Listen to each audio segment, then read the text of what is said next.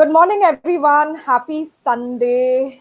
I can't believe that we would have been on the last day of the lockdown today, but unfortunately, it's been extended.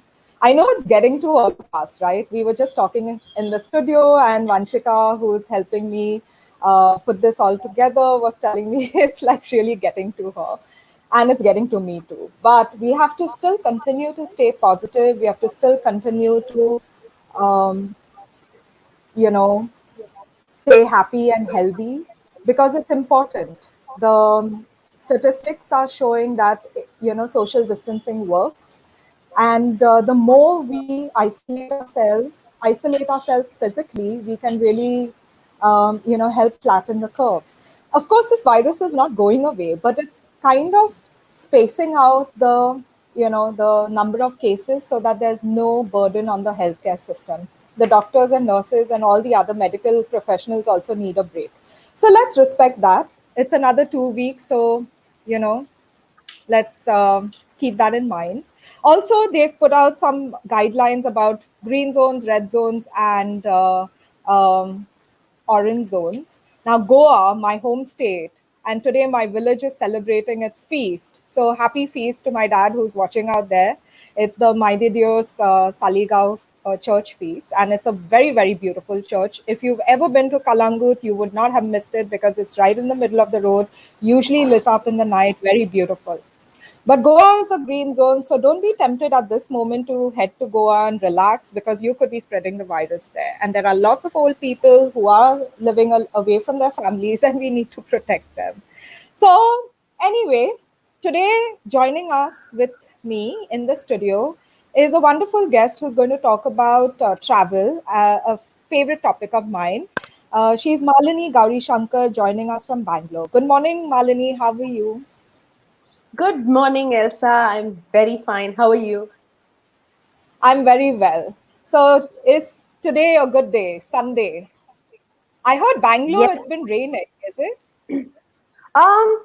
So it's a cycle, not a vicious cycle. It's a great cycle where the temperature climbs up and then the city kind of rejuvenates itself with those showers and it gets cool again. So that's Wonderful. I how could do Bangalore with has a been. Yeah, I could do with a little rain in Bombay. It's really hot now, but I believe Delhi is also raining. So, Malini, Hmm. you were recommended to me by a dear friend Vaishali Nyota, and I'm really looking forward to you because you are a woman entrepreneur. You've had various careers. You started off in IT. You're a voiceover artist, and you're also the co-founder and CEO of F5 Escapes. So, tell us a That's right. little bit about yourself. Um, so I studied something and I did something else and doing something else, like many people in India. So I studied electronics and communication engineering, and then I got a postgraduate diploma in finance. I don't know for what. And post my degree, I started working in the IT industry as a software developer. Briefly doubled up as a business consultant as well. And that's when the idea of voiceovers happened, because all through my childhood, I had been participating in several reality shows in Tamil Nadu and for singing, actually. And that's when I went to record my voice for a reality show when I was in Bangalore. And that's when someone with the studio sound engineer told me, "You have a good voice. You probably should be doing voiceovers." This was way back in 2006 when I was still working in IT. And from there was no looking back. And it has been 14 years in the voiceover industry, which started as a paid hobby. And then I quit my IT job to pursue voiceovers and creative writing until the Delhi rape happened in 2012, December. That's when completely the career took a break, jolt. I was jolted out of my status quo and decided to get into the space of women's safety and travel. What I understood was travel, so that's what led to the formation of F5 Escapes in 2013, and it has been 7 years of a lovely journey so far in travel industry, So, helping women to travel in India? Nirbhaya, that particular incident in December 2012 was a turning point for many of us. Even I Yes. quit my job in aviation to start Safecity and then register it as Red Dot Foundation. But I chose a different path, to focus on sexual violence prevention through crowd mapping. And you chose a Hmm. very different path to address women's safety. And I'm really, really keen. Why did you pick that? Yes, you said, travel was your passion. It was my passion too. And, but Hmm. you went about doing it in a very different way. So can you please explain the steps as to how you went about it? What led you to hone in on that aspect of women's safety, because it's really the Right. discovery of that niche area that you want to focus on, because women's safety is such a huge topic, and we Exactly. zoomed in on one area, and that's become our USP, and this is your USP. So I want to dwell on that and understand it a little better. Completely. Thank you, Elsa, for that question. Because the thought process was, I have always traveled in India and felt fairly safe. So I started introspecting why. So there were a few things that I broke out of, few norms that women, when they are by themselves on the road, they will be unsafe. There was that. And number two, as long as it also comes from the history that most of the times Indian women depend on their partners or somebody else in the family to to dictate them the terms of their travel. Basically, they a lot of times they do not know the itinerary, or they are not in control of the finances of that particular journey and all that, because of which there is considerably lesser confidence on the road. So when we do not know what we are doing, or obviously there is a sense of fear and panic, and not it's not so safe kind of a feeling. That's the internal aspect of it. When something external goes wrong, how can we cannot control what goes wrong outside. So what if we build our confidence and our skills to keep ourselves as safe as possible on the road? No one can guarantee 100% safety of anybody, but a lot of situations, if you are confident, you can probably wriggle yourself out of the situation. And more than anything, if you think about it, the previous generation, women were not in colleges, and it was not considered a norm for women to be in colleges. This generation, women are not in the roads, Indian roads especially, traveling the length and breadth of the country, and that had to change. When you put more women into colleges, then that becomes the norm, and people won't dare to tease or take any make any kind of fun for the first set of women who went to colleges. They went through a lot, right? Similarly, the first set of women who are traveling will set the example for generations of women to come, that India can be a safe place for women to travel, and it's in our hands to take up that and do that. So that's the idea, to encourage So more the and more women to travel. the principle that you work on is that more women should be out on the streets in public spaces, be seen to be traveling by themselves, be seen to be acceptable in public spaces traveling by Exactly. themselves. And that Yes. is an urban planning principle as well for women's safety. So thank you for your work. And it's been put forward by Y Loiter as well, where the women and everyone has a right to be in a public space. And also, women in a public space without an agenda. You can be there doing nothing. You can be loitering. You can be enjoying yourself. You could be reading a book. You could be having a cup of tea. But for many reasons, public spaces have always in India been seen as masculine spaces, and women don't really are not really welcome in a way. And you're trying to change that. I want to talk a little more about what are the barriers that women have when trying to do this, trying to travel solo, trying to be in a public space, or traveling by herself. I think, for example, a lot of women may not have finances. to fund their own travel, or their families may not allow them under the guise of safety. That is one of the premises that Safecity operates on, that, you should be allowed to traverse the city on your own at all times of the day and night, and not have somebody tell you you can't do it. And it's also tied to your economic and financial independence if you are allowed to, because then you can get a job, you can get a career, you can earn your money, and then fund things like your own travel, but also give you other options in life. So I would like you to delve a little more on, some of these barriers, and how are you trying to build the confidence of women in solo travel, or incentivizing women in groups to travel? Yeah.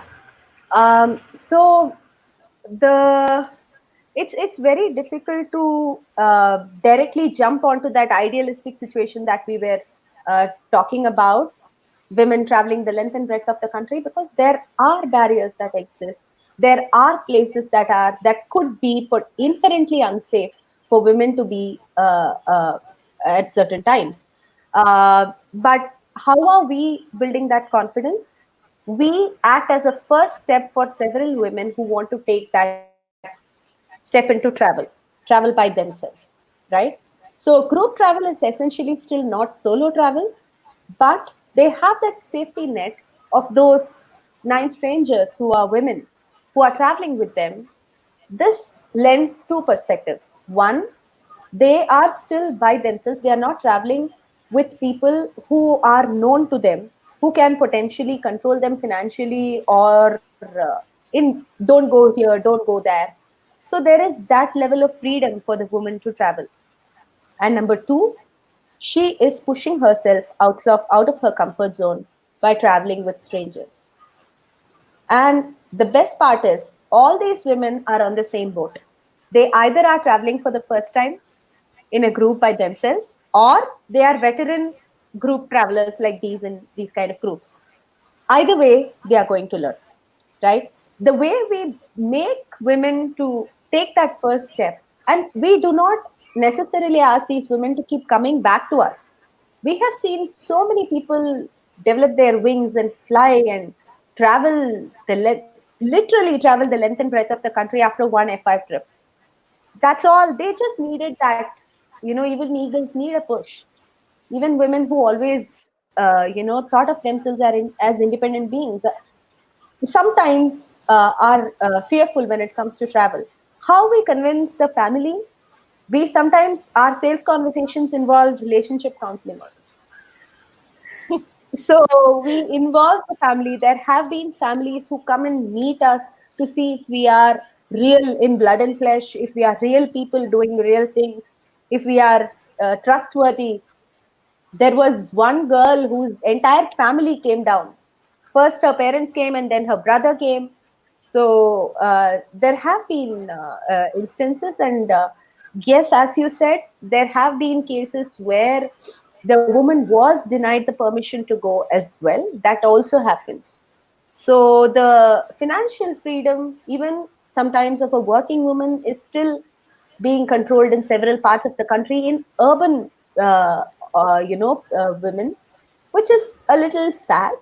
But the concern of the family with respect to safety is totally understandable.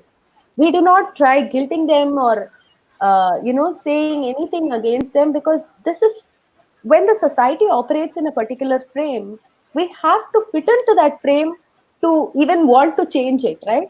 So we Absolutely. make them allies in our conversations. We involve the family. We tell them, sit down. Sometimes when the woman definitely wants to go and the family doesn't want to allow, we don't ask them to rebel. We ask them to involve them in the conversation, give them pointers as to why this can be absolutely safe, right? Yeah. And most importantly, we work on the ground with local vendors, local communities. The way we started building out a map, right, is by finding out we work with homestays and boutique hotels that are thoroughly vetted and researched. By working with these people, these people treat us as their own guests, their family guests. And if something goes wrong, the family is there to protect the woman. We know that for Yes. sure. and it's their driver, their guide, it's like we have made a complete network of these family connections across the country. So we know these people would take care of our guests as much as we would want to take care of them. So that's I where, also want to point out that this lack of confidence is not across, for a particular age group. I've seen it across all kinds of classes and, age levels, etc. For example, a friend of mine, this is just an example.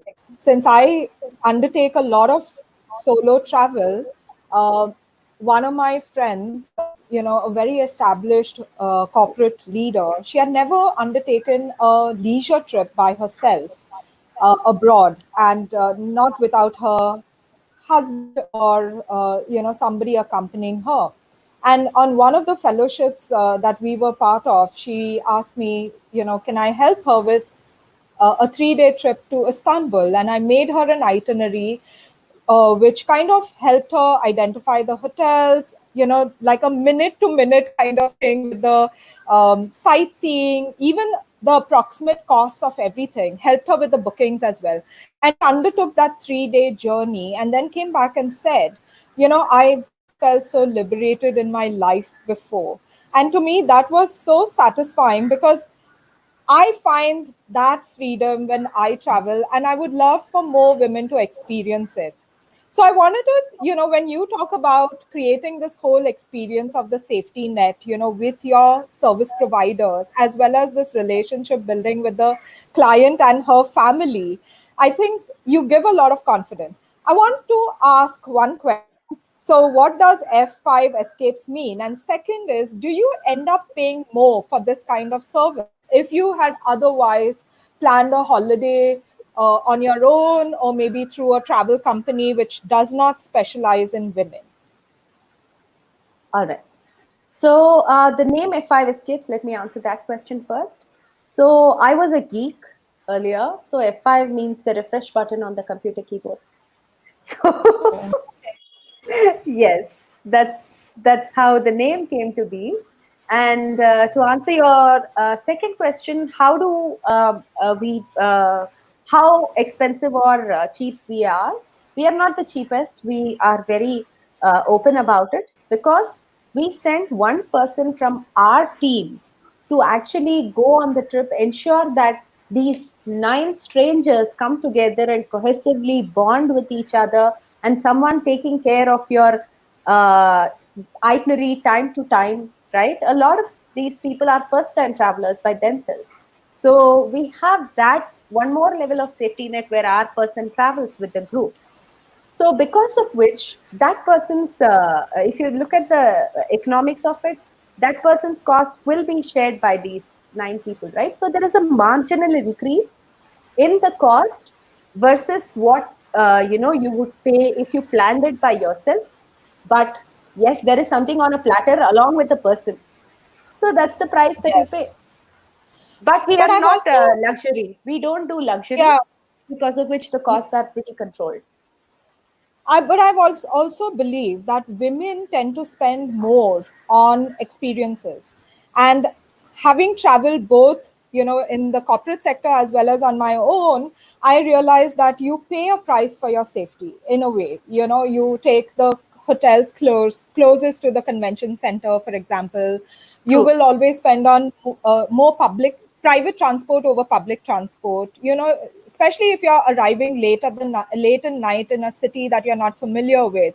So so therefore, if you are starting out in this solo travel or only women travel or first time travel, maybe investing in safety net is not a bad idea at all. It will give you the Yeah, confidence, and then you can go on and fly on your own. And very I true. do believe that once you taste that freedom of travel, then there's no stopping you.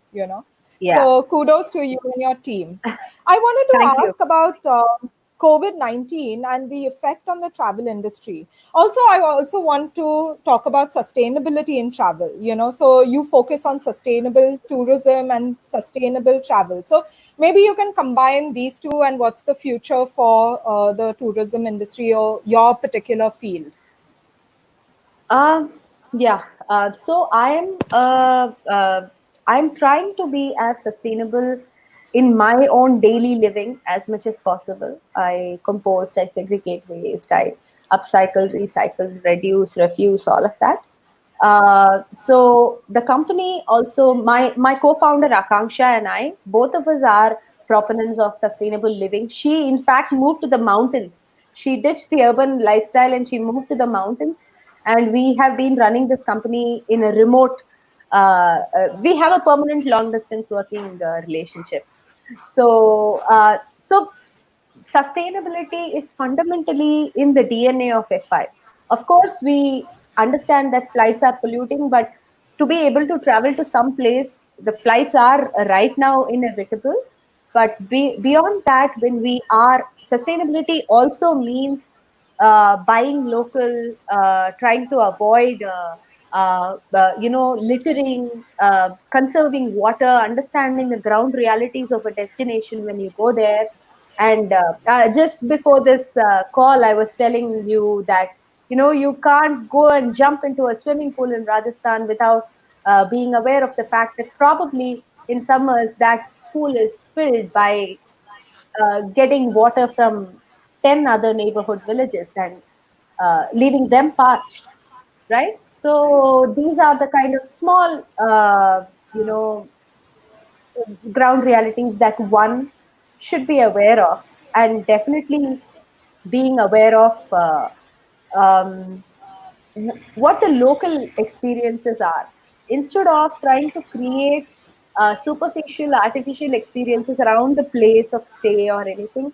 Instead, get involved in seeing the local artisans at work and appreciating their culture, their food, and trying to eat something what you would eat back in your city. Instead of, if you have the stomach for it, probably try indulging in the local cuisine to some extent, to whatever extent you can try it out. So these are all some of the ways in which you can blend in and also be sustainable. And what I do is I have a travel kit.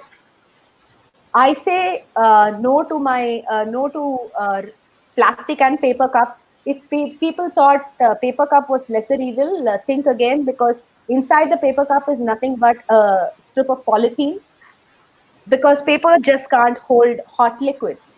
So there is a polythene plastic cup which is coated with paper. That is how a paper cup is made. And I carry my reusable straw. I use a menstrual cup, and at F5, all of us are big evangelists of the menstrual cup, which completely allows you the freedom to total freedom from sanitary napkins, and hence, thousands of soiled sanitary napkins of hazardous waste that you avoid generating. So these are all some of the sustainability tips. In terms of COVID and travel industry, it's really sad. So our industry got hit the first, and probably it would be one of the last to resurrect, primarily because ours is leisure travel. It's not even business travel. So it is going to take time, but humans, as long as we know, have always traveled. Travel is here to stay, but it is going to take time for it to revive. Till then, whoever can survive and stay afloat will be able to get back, but probably not in the same old ways. Travel as an industry would be redefined. The way people consume travel as a commodity would change. People probably would be thinking a lot more about sustainability than before. That is the And new world that possibly, I. when they travel, they might want to go for holidays like the ones that you're describing your company does. so that you actually meet people on the ground, you have unique experiences, you learn more about the local place. And if I'm not mistaken, F5 Escapes is all about travel only within India, right? Because it's not about Yes, planning a holiday abroad. So it's about yes, staying with local business, means businesses as in local boutique hotels, but local homestay. B&Bs and homestays, and actually providing livelihood to all those people, right? Yes, yes. That's why we That's have a lot of hope, because we are the only company in this space that is exclusively focused on India. So we have a lot of hope that people would look at India with renewed perspective as yeah. a travel destination. So It is, let's see. and India is beautiful. It's very varied. The cuisine is amazing. So I think people should experiment and, Yeah. like try it out. Yes. At Yeah. this point in time, we really need, to revive our economy, and what better way than to, to support our own local businesses. How are you Yes. surviving, and how do you, as a woman entrepreneur, sustain yourself? Because it's not easy, and of course, travel is so, um, erratic. It's always linked with seasons. It's linked with, like say a holiday season, like when children have their holidays or not. And then you also have natural disasters and other economic recession that kind of impacts the industry. So how do you sustain yourself? Um, I have a backup profession. In fact, everyone in F5 is kind of very versatile. So we encourage everyone to pursue their interests, and we are a very strange team. In fact, we are a case study. Our professor at IIM Bangalore wrote a case study on us. The kind of team that we are, we completely encourage people to pursue all that they want to be in their lives. And for example, my co-founder, she's also a mosaic workshop teacher. She practices mosaic art and she teaches. So, and she also runs a farm stay. So there are very multiple facets of every single person at F5, because of which uh, this kind of a scenario where every person has multiple things to fall back on, it has been definitely helpful. I do have a home studio. Suddenly, I am a voiceover artist, and suddenly the voiceover industry has also plummeted just like any other industry, but there is an increased demand for people who have their own home set up.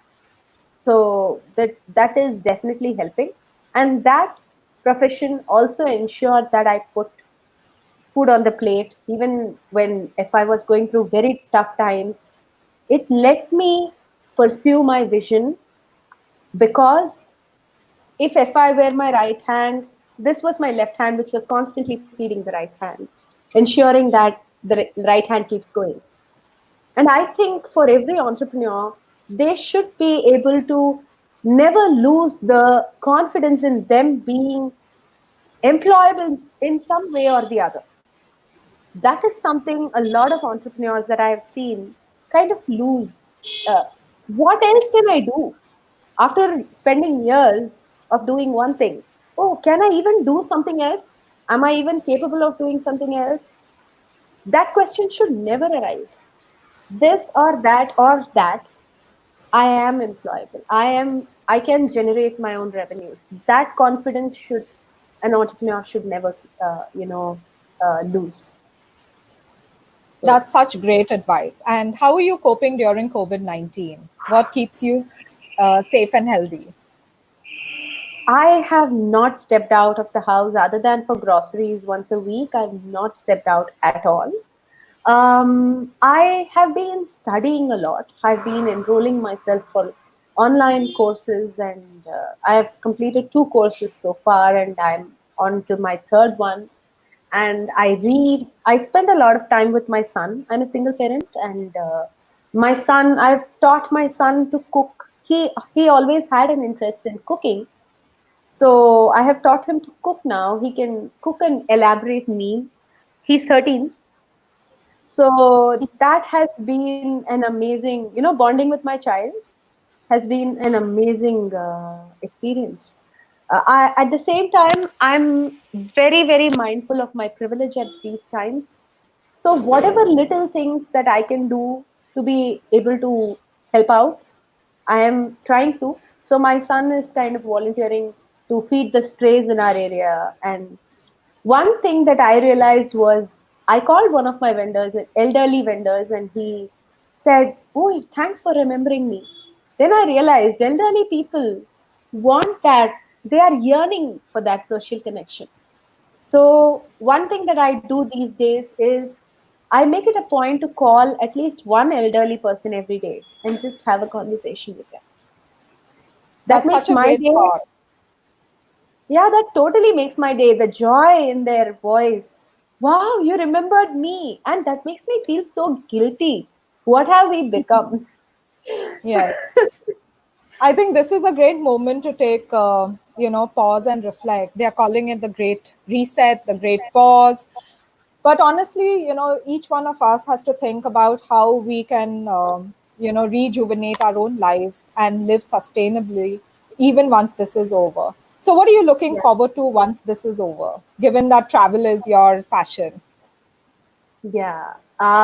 So I definitely want to travel. There are certain things that I've wanted to do. I really wanted to visit um, Himachal and Uttarakhand again. It has been a while since I went there.